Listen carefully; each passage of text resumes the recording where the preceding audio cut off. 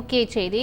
கிருஷ்ணகிரியில் போலி என்சிசி முகாமில் மாணவிகள் பாலியல் துன்புறுத்தலுக்கு ஆளாக்கப்பட்ட விவகாரம் தொடர்பாக புலன் விசாரணை அறிக்கையை செப்டம்பர் 4ஆம் தேதி தாக்கல் செய்ய தமிழக அரசுக்கு சென்னை உயர்நீதிமன்றம் உத்தரவை பிறப்பித்திருக்கின்றன.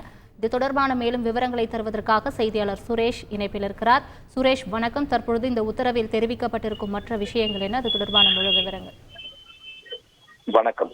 கிருஷ்ணகிரி தனியார் பள்ளியில் போலி என்சிசி முகாம் நடத்தி அதில் மாணவிகளுக்கு பாலியல் தொல்லை அளித்தது தொடர்பான வழக்கின் விசாரணையை சிபிஐக்கு மாற்ற வேண்டும் என்ற கோரிக்கையுடன் வழக்கறிஞர் சூரிய பிரகாசம் தாக்கல் செய்த வழக்கை இன்றைக்கு காலையில் விசாரித்த பொறுப்பு தலைமை நீதிபதி அமர்வு இந்த பள்ளி மீது எடுத்த நடவடிக்கை குறித்து அறிக்கை அளிக்க உத்தரவிட்டிருந்தது. வழக்கு மீண்டும் பிற்பகல் விசாரணைக்கு வந்தபோது அரசு தலைமை வழக்கறிஞர் PS ராமன் ஆஜராகி இந்த பள்ளி மீது நடவடிக்கை எடுக்கப்பட்டிருக்கிறது, அதற்கு நோட்டீஸ் அனுப்பப்பட்டிருக்கிறது, நாளைக்குள் விளக்கம் அளிக்க வேண்டும் என்று அந்த நோட்டீஸ் ஆனது அனுப்பப்பட்டிருக்கிறது. அந்த நோட்டீஸுக்கு பள்ளி நிர்வாகம் தரக்கூடிய பதிலின் அடிப்படையில் நடவடிக்கைகள் எடுக்கப்படும் என்று குறிப்பிட்டார்.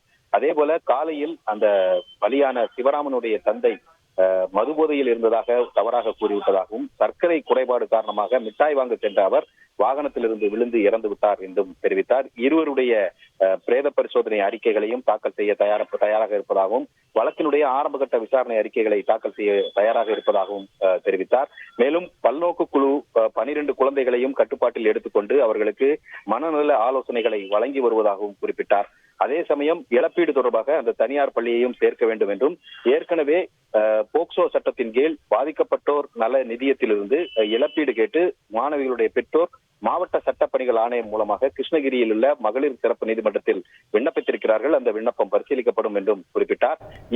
இதை பதிவு செய்து கொண்ட தலைமை நீதிபதி அடுத்த வாரம் இந்த வழக்கு விசாரணையை தள்ளி வைக்கிறேன், அப்போது இந்த அறிக்கைகள், அதாவது வழக்கினுடைய புலன் விசாரணை அறிக்கை, அதே போல இருவருடைய பிரேத பரிசோதனை அறிக்கை உள்ளிட்ட அறிக்கைகளை சமர்ப்பிக்க வேண்டும் என்று தமிழக அரசுக்கு உத்தரவிட்டிருக்கிறார். அதே போல எந்த அனுமதியுமின்றி என்சிசி முகாம் போலியாக நடத்திய அந்த பள்ளிக்கு எதிராக அந்த விசாரணையானது முடித்து அந்த விசாரணை அறிக்கையின் அடிப்படையில் அந்த பள்ளிக்கு எதிராக நடவடிக்கை எடுக்க வேண்டும் என்றும் மகளிர் நீதிமன்றத்தை பொறுத்த வரைக்கும் அவர்களுக்கு அந்த இழப்பீடு கோரிய மனுவை சட்டப்படி பரிசீலிக்க வேண்டும் என்றும் உத்தரவிட்டு இந்த வழக்கின் விசாரணையை அடுத்த வாரம் புதன்கிழமைக்கு, அதாவது செப்டம்பர் 4ஆம் தேதிக்கு நீதிபதிகள் தள்ளி வைத்திருக்கிறார்கள். விரிவான தகவல்களுக்கு நன்றி சுரேஷ். செய்திகளை உடனுக்குடன் தெரிந்து கொள்ள உடனே சப்ஸ்கிரைப் பண்ணுங்க.